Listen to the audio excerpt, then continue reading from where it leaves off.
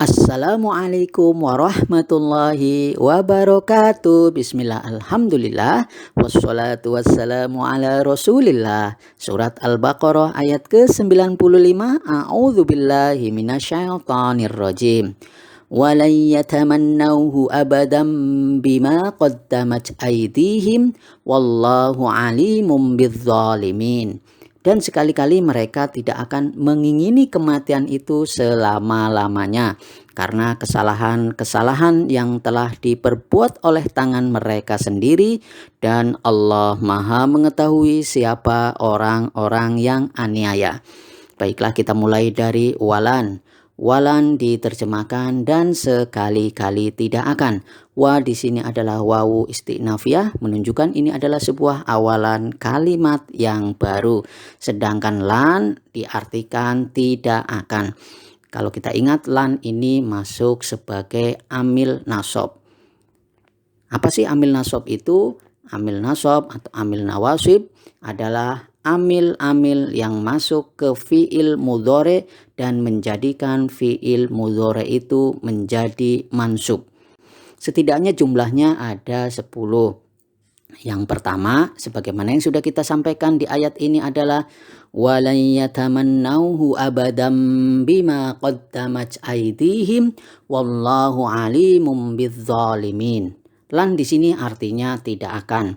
Dia berfungsi menafikan atau meniadakan makna mustaqbal atau sesuatu yang akan terjadi. Dalam hal ini fi'il mudhorehnya adalah yatamannawna, sebelum dimasuki lan menjadi yatamannau. Lan sekali lagi artinya tidak akan. Berikutnya amil nasab adalah an. An disebut juga dengan masdariyah. Apa sih masdariyah itu? Berfungsi mentakwilkan masdar, menjadikan fiil tersebut menjadi isim. Bahasa sederhananya yang lain adalah membendakan kata kerja. Selain contoh di atas, kita juga bisa mencontohkan yang lain seperti kita pernah mendengar wa antasumu khairul lakum. Berpuasa itu lebih baik bagimu. Berikutnya contoh amil nasab adalah idzan. Dengan demikian, idzan ini diletakkan pada sesuatu yang sebelumnya ada pernyataan atau jawaban atas suatu pertanyaan. Uridu an azuroka. Nah, ini ada an juga di sini, azuro. Dari azuru menjadi azuro karena diawali amil nasab berupa an. Aku ingin mengunjungimu. Idzan, dengan demikian, kalau begitu, ukrima. Nah, ukrimu yang awalnya fi'il mudhorenya ukrimu, maka ketika dimasuki oleh idzan dia menjadi nasab sehingga dibaca ukrimaka. Dengan demikian, aku akan memuliakanmu. Amil nasab berikutnya adalah kai. Kai artinya supaya atau agar, yang berfungsi untuk menunjukkan tujuan maksud dari kalimat sebelumnya. Contoh, artinya aku sungguh-sungguh dalam belajar supaya sukses. Kai anjaha, kai di situ artinya supaya, anjaha supaya sukses. Dari anjahu kemudian dimasuki kai, maka dia nasab berubah dari dhamma menjadi fathah, kai anjaha. Sama seperti kita lam kai, lamu kai artinya sama dengan kai, yakni supaya atau agar. Contohnya, bersungguh-sungguhlah dalam belajar supaya kamu sukses. Litanjaha, li ini adalah dimaknai sebagai lamu kai, berfungsi seperti kai yang artinya supaya, sehingga fi'il mudhorenya menjadi mansub dibaca litanjaha. Begitu juga dengan lam juhud, lam yang terletak setelah kana fi'il madhi nakis atau yakunu fi'il mudhore nakis yang sebelumnya ada huruf nafi atau yang meniadakan. Contohnya dalam hal ini huruf nafinya adalah ma. Wa ma kana Allahu liyu'adzibahum wa anta fihim. Yu'adzibu ketika dimasuki li dalam hadiri lam juhud maka menjadi nasab, maka menjadi mansub, dibaca liyu'adzibahum wa anta fihim, dan sekali-kali Allah tidak akan mengazab mereka sedang kamu berada di antara mereka. Contoh lain adalah hatta. Hatta artinya sehingga atau sampai. Hatta masuk sebagai amil nasab. Contohnya adalah la tatakallamu hatta tantahiyal khutbatu. Janganlah kalian semua mengobrol hingga beres khutbah. Berikutnya ada jawab fa. Ini syarat fa menasabkan fi'il mudhari, baik fa sababiyah maupun fa-nya jadi jawab dari nafi atau tolab. Dan yang berikutnya adalah jawab dengan waw.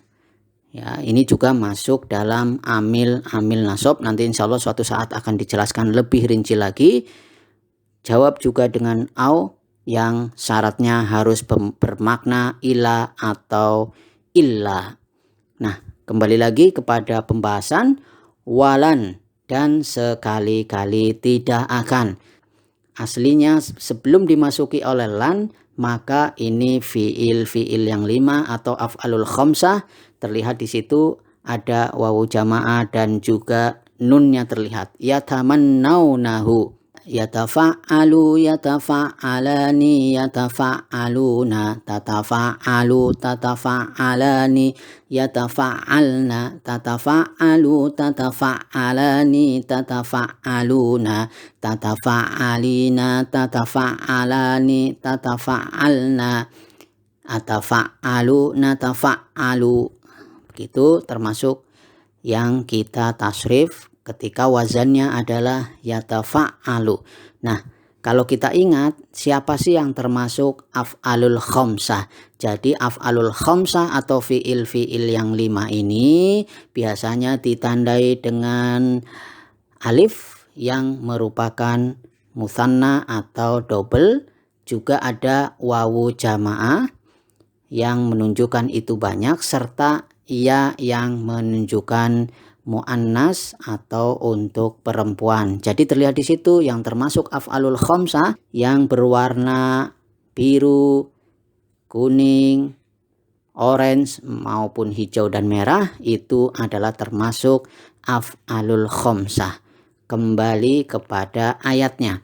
Walai yatamannauhu, maka ketika yatamannauna dimasuki oleh amil nasab, dalam hal ini adalah lan, karena dia masuk af'alul khamsah, fiil yang 5, maka tanda nasabnya adalah hadfun nun, dengan dihilangkannya nun, sehingga menjadi yatamannauhu.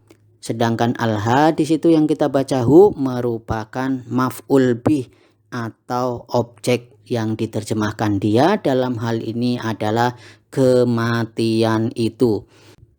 Berikutnya adalah abadan. Abadan diterjemahkan selama-lamanya. Abadan, kenapa kemudian dia dibaca harokat akhirnya adalah fathah? Karena dia adalah maf'ul fih.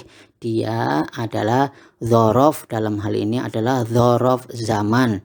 Abadan selama-lamanya, karena dia dzaraf zaman, dia sebagai kata keterangan waktu, dia maf'ul fih, maka dia dibaca fathah di bagian akhirnya. Berikutnya adalah bima. Bima diterjemahkan dengan apa-apa. Bi ini adalah huruf jar, ma adalah isim mausul. Ma adalah isim mausul yang sejatinya dia adalah majrur karena bi, tetapi karena isim mausul adalah mabni atau tetap, maka tidak ada tanda jernya di sana. Ma diterjemahkan apa-apa yang dalam hal ini adalah kesalahan-kesalahan. Berikutnya adalah qaddamat. Qaddamat ini artinya telah diperbuat. Qaddamat masuk dalam fi'il madhi. Aidihim diterjemahkan tangan mereka. Aidihim ini adalah fa'il atau pelakunya dari qaddamat. Aidihim ini merupakan idhofah, terdiri dari aidi dan him. Aidi sejatinya karena dia adalah fa'il atau pelaku, maka dia adalah rofa. Tanda rofanya adalah harokat dhammah muqaddarah yang diperkirakan karena ia tentu saja thiqal atau berat untuk dibaca. Sedangkan al-ha di situ dengan mim yang menunjukkan jamak, kita baca him, merupakan mudhofun ilaih. Karena sekali lagi kita ingat aidihim merupakan idhofah, aidi merupakan mudhof, dan al-ha di situ merupakan mudhofun ilaih. Aidihim oleh tangan mereka. Berikutnya adalah wallahu. Wallahu artinya dan Allah Ta'ala. Wa di sini adalah wawu istinafiyah, menunjukkan ini adalah kalimat baru, sedangkan Allahu merupakan lafdzul jalalah yang jatuh di awal kalimat. Tentu saja Allahu dimaknai sebagai mubtada dan dia masuk dalam marfu'atul asma. Tanda rofa'nya adalah harokat dhammah di bagian akhirnya sehingga dibaca Allahu. Berikutnya adalah alimun. Alimun ini artinya maha mengetahui. Alimun yang merupakan mutimul jumlah atau khobar ini masuk dalam marfu'atul asma, isim-isim yang rofa dan tanda rofanya terlihat di situ harokat dhammah di bagian akhirnya sehingga dibaca alimun. Dan yang terakhir adalah bidzalimin. Bidzalimin artinya orang-orang yang aniaya. Ini adalah susunan jar majrur terdiri dari bi dan adzalimin. Adzalimin, kenapa kemudian dia adalah isim yang majrur? Karena dia diawali dengan huruf ba di sana yang merupakan huruf jar, sehingga adzalimin merupakan isim yang majrur. Tanda jarnya adalah huruf ya, di sana terlihat adzalimina. Maka secara ringkas bisa kita terjemahkan walayatamannauhu abadam bima qaddamat aidihim, dan sekali-kali tidak akan mereka mengingini kematian itu selama-lamanya karena kesalahan-kesalahan yang telah diperbuat oleh tangan mereka sendiri. Wallahu alimum bidzalimin, dan Allah maha mengetahui siapa orang-orang yang menganiaya. Demikian yang bisa disampaikan. Subhanakallahumma wa bihamdika asyhadu an la ilaha illa anta astaghfiruka wa atubu ilaik. Wassalamualaikum warahmatullahi wabarakatuh.